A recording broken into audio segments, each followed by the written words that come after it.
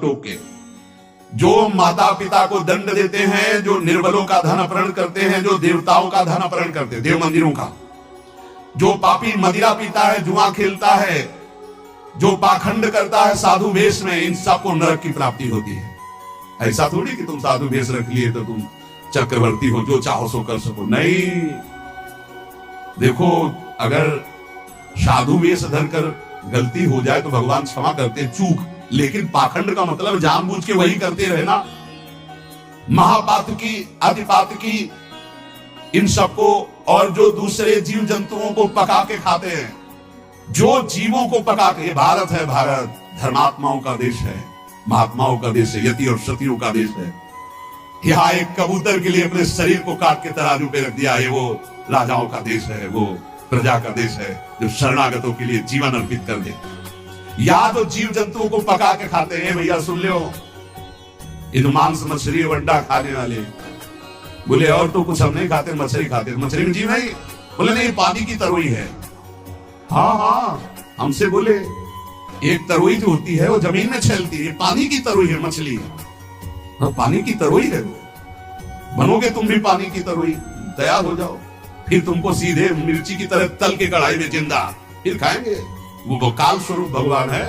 अर्जुन को दिखाया कि देखो भीष्म द्रोणाचार्य लौंग इलायची की तरह फंसे हमारी दाढ़ों में, होश में रहो, शास्त्र आज्ञा है। जो दूसरे जीव जंतुओं को मार के उबाल के, बोले हम तो नहीं इसे पर खरीद के लाते हैं, वैसे भोग मिलेगा, दंड मिलेगा। और सुनो, जो सत्कर्म का संकल्प करके सत्कर्म नहीं करते, सत्कर्म का संकल्प लेके, सत्कर्म का ये करूंगा, ये दूंगा, ये ऐसा कभी मत बोलो, जबान से कर दो, कर दिया, जबान से बोल दिया और किया नहीं तो नरक जाओगे। जो दूसरों को सदैव कष्ट ही देता रहता है, जो शास्त्र और धर्म के विरुद्ध चलता है, शास्त्र के अनुसार चलने वालों का उपहास करता है, जो दूसरे की जीविका छीन लेता है, जो द्वेषवश महामहिम गुरुजनों की निंदा में प्रवृत्त होता है, वे सब नरक जाते हैं। जो दाता दान दे रहा है और वो जाकर उसको भड़का के रोक देते हैं, नरक जाएंगे, दाता भी और भड़काने वाला भी। जो पाप कर्म के लिए प्रेरणा देता है, जो अनाथ उनको पीड़ा पहुंचाता है, इन भूतल पर ऐसे लोगों को नरक की प्राप्ति होती है और ये पाप उनको घोर दुख में, नरकों में ढकेलते हैं। ब्रह्मण्यम पुण्यमुत्सृज्य ये द्विजालो मोहिताः कुकर्म युपजीवन्ति ते वै निर्यागामिना, निरयगामिना, नरकगामी। ध्यान से सुनना, जो ऊंचे कुलों में जन्म लेकर के निम्न आचरण करते हैं, न संध्या है, न बंधन है, न अर्घ देना है, बस मनमानी पापाचरण, सीधे नरक, इलवाड़ नहीं है। तभी कलयुग ने ब्रह्मा जी से कहा था चिंता मत करो। जैसे बड़े भैया ने सतयुग ने कहा हमारे राज्य में कोई नरक नहीं जाएगा, ये छोटे भैया त्रेता जी ने कहा कि हमारे राज्य में भी जैसे बड़े भैया का राज्य वैसे ही रहेगा। द्वापर ने कहा आज्ञा पालन की कोशिश करेंगे।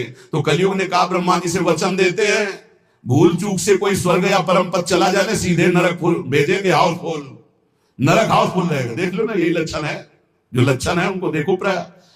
जो लोभ से मोहित होकर परम पवित्र कुलों में जन्म कर होकर के अपने कुल धर्म का त्याग करके पापाचरण करते हैं, ऐसों को नरक की प्राप्ति होती है। जो भगवान को गालियां देते हैं, नास्तिक हैं, इनको नरक की प्राप्ति होती है। जो धर्म की मर्यादा को भंग करते हैं, उनको नरक की प्राप्ति होती है। जो कामी पुरुष दूसरे की स्त्रियों के साथ या कामी दूसरे पुरुषों के साथ, उनको नरक की प्राप्ति होती है। ध्यान दे दे, भारत है, धर्म विधान है। अब आप कह दो कि नहीं कानून नहीं, कहिए कानून, ये भागवतिक कानून है, भगवान का बनाया हुआ है, तुम्हें भोगना पड़ेगा। होश में सत्संग सुनाने के लिए ये बड़े बड़े शास्त्रों से, महर्षियों से इसीलिए चयन करते हैं कि तुम्हारे और हमारे होश ठीक रहे। ये भारत है, ये धर्म भूमि है, यहां मनमानी आचरण नहीं कि पतिवंचक पर पति रति करई, गोस्वामी तुलसीदास जी, रो रो नरक कल्प सत परई, ऐसे पुरुष के लिए भी है। जो दंभ करता है, जो किसी को दान देने की बात कह के पलट जाता है, उसे नरक की प्राप्ति होती है। जो दूसरों की चुगली करता है, जो अभिमान में भर करके दैन्य पुरुषों को सताता है, ऐसे लोग होते हैं। जो झूठ बोलता है बात बात पे, उनको नरक की प्राप्ति होती है। जो अपनी बात करके सीधे पलट जाता है, जो दूसरों का धन हड़प लेता है, जो दूसरों को निष्कलंक होने पर भी कलंक लगाता है, ऐसे लोगों को नरक की प्राप्ति होती है। जो पराये सुख और संपत्ति को देखकर जलते हैं, जो प्राणियों के प्राण लेने में बड़े सुख का अनुभव करते हैं, तलछा तलछा कर मारते हैं, बहुत निर्दयी लोग हैं, बहुत निर्दयी लोग। ये जलाते हैं पशुओं को, ऐसे पैर बांध दिए, ऊपर ऐसे सरिया डाल के उसमें पैरों में, और नीचे आग लगा दी। धीरे धीरे घंटों में तड़प, अब मुंह बंधा आवाज नहीं निकल, तड़प तड़प करो, मर रहे। और वो 4-10 बैठे हंसी मजाक करे, करो करो मजाक करो। यमदूत ऐसे ही बांधेंगे, बिल्कुल ऐसे ही। और वहां यहां एक दिन तुम ऐसा पाप करोगे, वहां सैकड़ों वर्ष उसका भोगना पड़ेगा। जैसे 15-20 मिनट पाप कर ले, कत्ल कर ले, व्यभिचार कर ले, पूरे जीवन जेल में रहना पड़ेगा, फांसी भी हो सकती है। ऐसे ही यहां एक पशु को तुमने जलाया, आनंद लिया, वहां हो सकता है कि एक कल्प तक तुमको जलाया जाए। जैसे यहां एक 15 मिनट का अपराध, आजीवन कारावास। होश में ये नहीं मानना कि ये नरक स्वर्ग सब व्यर्थ है। जो लोग पराई स्त्री को फुसला के फंसा के दुराचार करते हैं, मार देते हैं, जो लोग कुआं, बगीचा, पोखरा, गौशाला, इन स्थानों को अपवित्र करते हैं व्यभिचार के द्वारा, मलमूत्र त्याग के। मालूम पानी है, पानी में मलमूत्र करना, पानी में व्यभिचार करना, ऐसों को सीधे नरक मिलता है, सीधे नरक। पोखरे में, कुएं में, बगीचे में जो अपवित्र आचरण करते हैं, उनको नरक की प्राप्ति होती है। जो देव स्थानों में दी गई जमीन संपत्ति को हड़प लेते हैं, जो बच्चों को चुरा लेते हैं, शिशु बच्चों को चुरा कर बेचना, या जो अतिथि को भोजन दिए बिना स्वयं भोजन कर लेते हैं, ऐसे लोगों को नरक की प्राप्ति होती है। जो संन्यास का संकल्प लेकर फिर संन्यास आश्रम को कलंकित करते हैं, जो मित्र भाव करके दगा दे देते हैं, ऐसे जितने पुरुष बताए गए ये सब के सब नरकगामी होते हैं। इसलिए हम श्री भगवान का आश्रय लेकर नाम जप करते हुए सुधार करें, हमको नरक न जाना पड़े, इसी जन्म में हमारी भगवत प्राप्ति हो जाए, निश्चित हो जाएगी नाम जप से। और ये संकल्प लो, अब लो नसानी, अब ना न सही हो, तो भगवान कृपा करके माफ कर देंगे। आम तो हम सर्व पापेभ्यो मोक्षयिष्यामि मा शुचः। जीवन जीने की व्यवस्था चराचर जगत की भगवान ने स्वयं कर रखी है, बस मांगों की पूर्ति के लिए हम भटकते रहते हैं। आवश्यकता की पूर्ति तो भगवान करते हैं, मांगों की पूर्ति के लिए हमें भटकना पड़ता है। जिसके हृदय में भगवत मांग प्रकट हो गई है, अब मुझे भगवदानंद चाहिए, भगवत प्राप्ति चाहिए, वो धन्य हो गया। नहीं, ये दुष्ट इंद्रिया और दुष्ट मन ये मांगों में फंसाकर पूरे जीवन को नष्ट किए दे रहे हैं। जीवन है प्रिया प्रीतम के लिए, और घृणित मलिन भोगों में फंसाकर पूरे जीवन को नष्ट कर रहे हैं।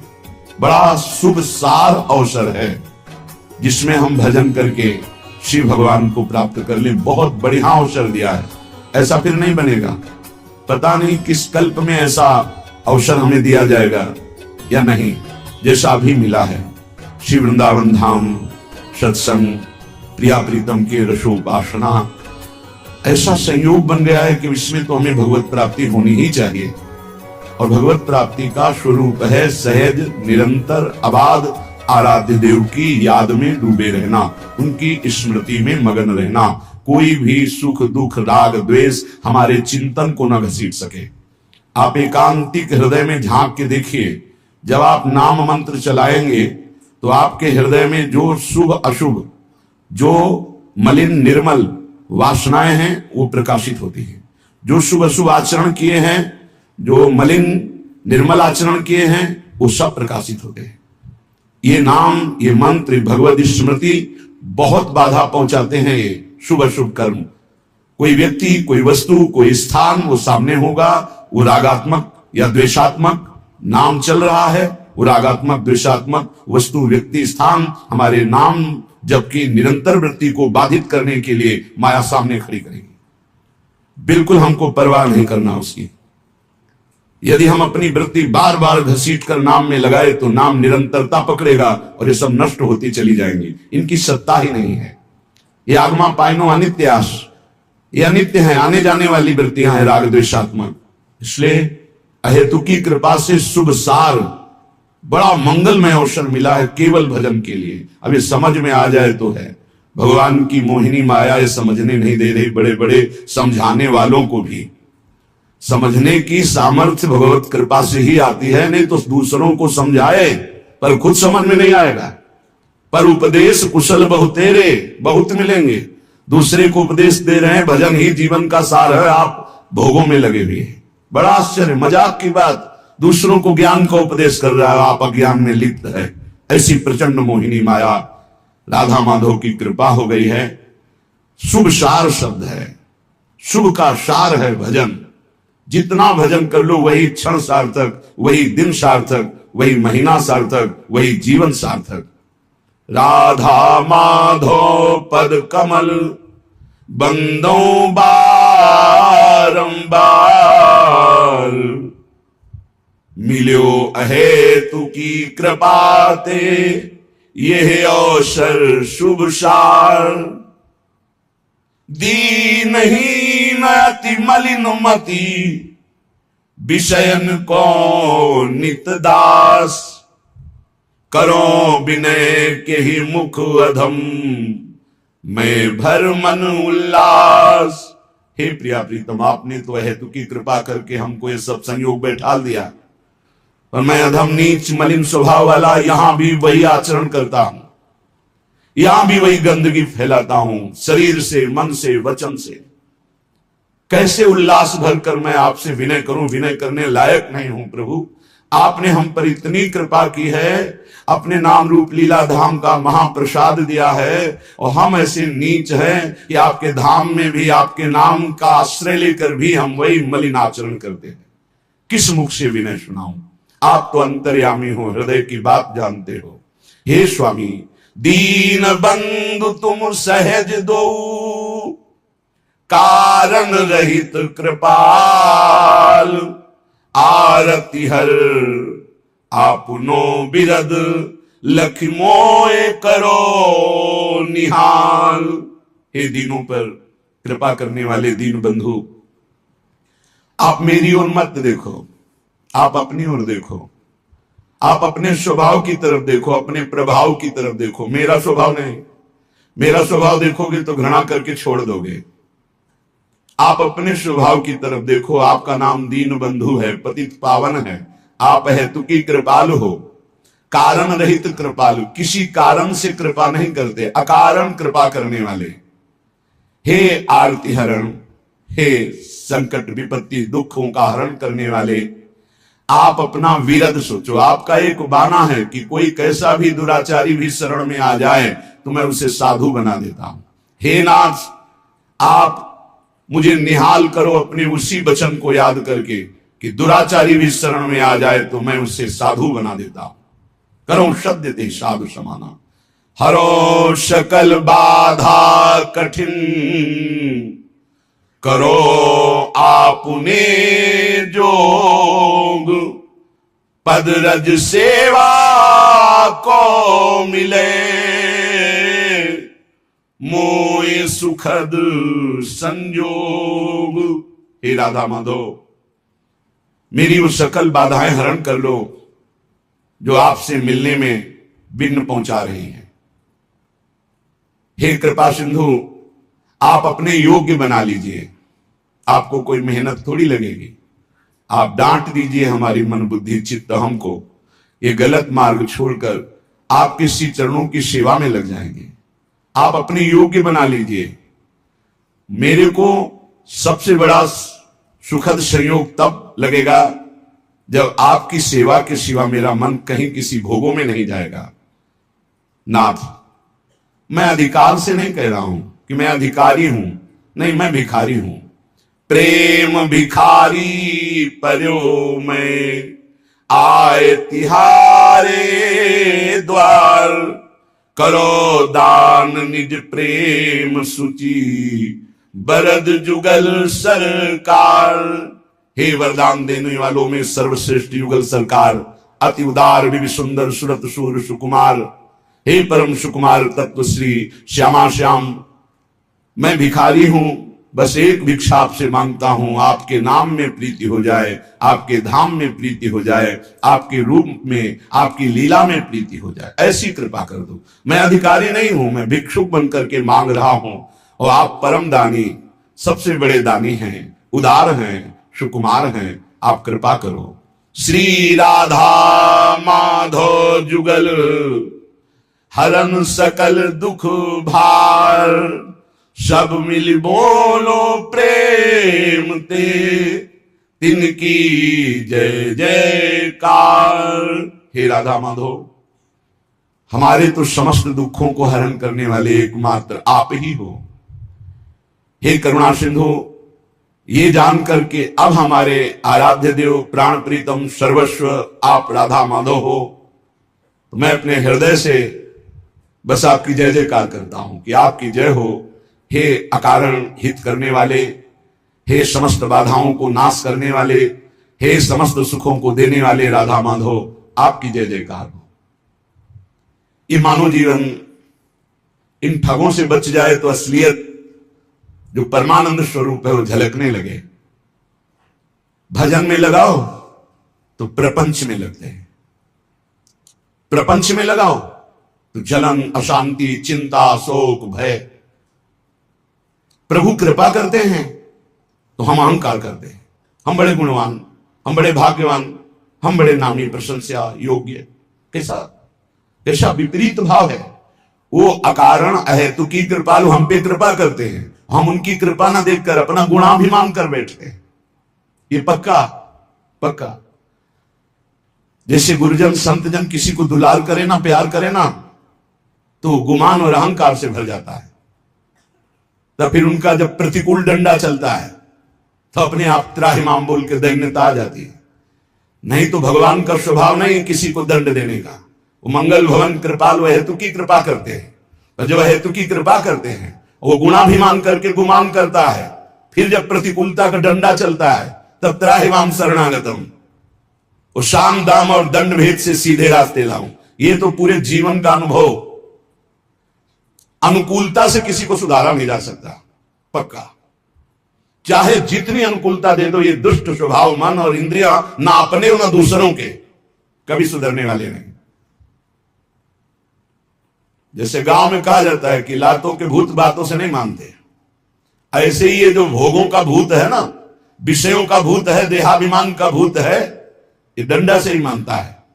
जब चिंता, शोक, भय, विपत्ति, रोग कदम कदम पे इनके डंडे लगते तब इनके होश आते हैं। इनको दुलार करो, चाहे प्राण दे दो इनके लिए। ये दुष्ट अपने स्वभाव से कभी मानने वाले नहीं। ये अभिमान, गर्व, धूर्तता, ऐसा लगता है कि इनकी गरज है, भगवान की गरज है हमारे लिए, गुरु की गरज है हमारे लिए। नहीं समझने वाले। ये समझते ही दंड से है। साम दाम सब दे के देख लो, नहीं समझने वाले। ये दंड से समझते हैं।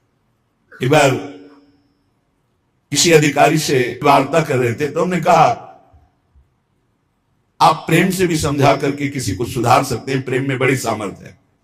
तो उनका साधु स्वभाव वालों को, महाराज शायद आप ना जानते हो लेकिन दुष्टों को प्रेम के द्वारा सुधारा ही नहीं जा सकता। आप कोशिश करना, अगर आप प्रयास करना, एक बार प्रेम से समझाने की कोशिश। अगली बार जब मिले तो उन्होंने कहा आप कोई घटना बताए, किसी आदमी के पर्स, मोबाइल, बैग ये सब उठाकर चोर भागा। वो इंतजार में बैठे हुए थे, वाहन के पीछे रखे हुए थे। उनका जब ध्यान गया तो देखा वो आए, रिपोर्ट लिखाई। वहां को पता होता है कि इस एरिया के कौन कौन कैसे लोग होते हैं। तत्काल पकड़ के मंगवाया, बैठा लाओ इसको ठंडा पिलाओ। हाथ जोड़ा, कहा भाई उनका मोबाइल, उनकी पर्स, उनका बैग वापस कर। अरे साहब आप ऐसा कैसे? नहीं, और आप ठंडा पी लीजिए और जो चाहिए खा लीजिए, लेकिन हाथ जोड़ता हूं आप उनकी सामान दे दीजिए। वो बाहरी व्यक्ति हैं, वो जाना चाहते हैं, उनके पास पैसे भी नहीं रह गए। अरे साहब आप ऐसा कैसे? अच्छा, उठाया डंडा, 10-20 डंडा मारा, बोले अभी ला के देते हैं, अभी ला के देते। तत्काल ला करके दे दिया। तो आके बताया कि महाराज कुछ ऐसे देवता होते हैं जिनकी पूजा ऐसे ही की जाती, तब समझ में आते हैं। तो सही मानो हम लोग ऐसे में ही हैं। हमारे हरि राधा माधव बहुत करुणा करके हेतु की कृपा कर रहे हैं तो हम उनकी गलत समझते हैं। हमारे ऊपर गुरुजन दया कर रहे हैं, चलो भाई तुम्हारा हित हो, तुम्हारा मंगल हो, तुम खुश रहो। वो इसे गलत समझते हैं, अपने को रूपवान, गुणवान, महिमावान समझते हैं। अरे नष्ट हो जाओगे, नष्ट हो जाओगे। तुम्हें संभालने के लिए केवल नहीं, नष्ट हो जाओगे। आग से खेलोगे तो जल जाओगे। संत महात्मा भगवत कृपा का अनादर करोगे, नष्ट हो जाओगे। वैसे ही माया नष्ट कर रही है। एक है कृपालु, तुम तुम्हार सेवक असुरारी। भगवान और भगवान की भक्ति यदि कृपा कर रहे तो निकल चलो, भोगों से निकल चलो, दोषों से निकल चलो। इनकी मांग मत करो, इनके फसाव में मत फंसो, मान जाओ, नहीं तो सड़ोगे। ऐसे ऐसे रोग है, ऐसी ऐसी विपत्तियां हैं, ऐसे ऐसे भयानक घटनाएं हैं, विश्व में कोई किसी का साथ नहीं देता। मान लो, प्रार्थना मान लो, ये हेतु की कृपा से बड़ा शुभ अवसर मिला है भगवत प्राप्ति के लिए। पूज्य श्री भाई जी महाराज कह रहे हैं, वृथा क्यों मानो जन्म गवावे। बेकार में इस शरीर को क्यों नष्ट कर रहे हो? एक एक मिनट खत्म होता चला जा रहा है। क्यों इंद्री भोगन में फसनित, दुख अग्नि में तावे।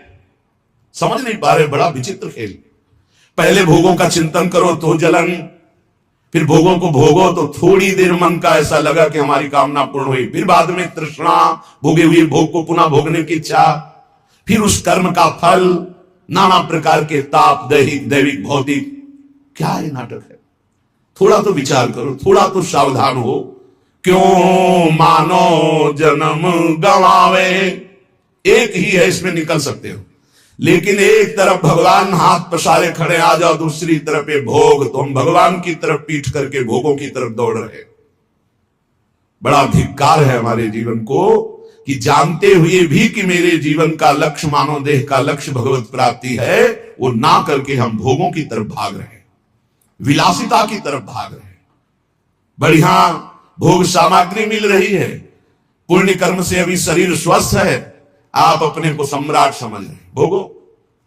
जहां अशुभ कर्म का आया तो हाय हाय मच जाएगा। उनके हृदय कमल कीन हो निवास।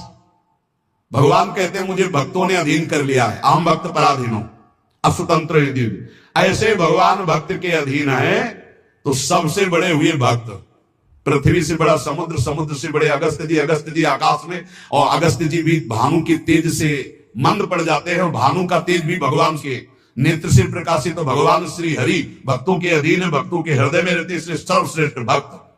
जो भक्तों को सर्वश्रेष्ठ मानता है, गुरु को सर्वश्रेष्ठ मानता है, उसके हृदय के सारे दोष नष्ट हो जाते हैं और निश्चित वो भगवत प्राप्त हो जाता है। संतों ने कृपा करके हमें भगवत उपदेश किए हैं जिससे हमारे सारे दोष नष्ट हो जाए।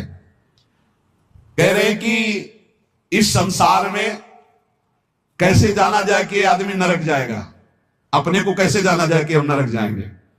बोले विश्वासघातिनो ये च कृतज्ञाव्रत लोभिनः द्विज देवेषु विदृष्टा शांतयन्ते धराम नराः। जिसने किसी को विश्वास दिलाया और विश्वासघात कर दिया, उसको नरक की प्राप्ति होगी। विश्वासघाती महापापी माना जाता है, कभी विश्वासघात न करे। कोई शरण में आ जाए या किसी को वचन दे दे या किसी को विश्वास दे दे, फिर विश्वासघात करे, उसको नरक की प्राप्ति होती है। दूसरा, कृतज्ञ, तुम्हारे साथ उपकार किया, तुमने उपकार नहीं माना, उसका अमंगल किया, नरक की प्राप्ति होगी। तीसरा, आज से मैं ये करूंगा ऐसा व्रत लिया और व्रत तोड़ दिया बीच में, उसको नरक की प्राप्ति होगी। ये खिलवाड़ नहीं है कि मैं ये व्रत लूंगा, ये ऐसा करूंगा, मैं ऐसा धाम जाऊंगा, ये इतने लोगों को भोजन कराऊंगा। ये कई लोग ऐसे होते हैं जो बड़ी बड़ी बातें कह देते हैं, उनको पता नहीं कि ये खिलवाड़ नहीं है।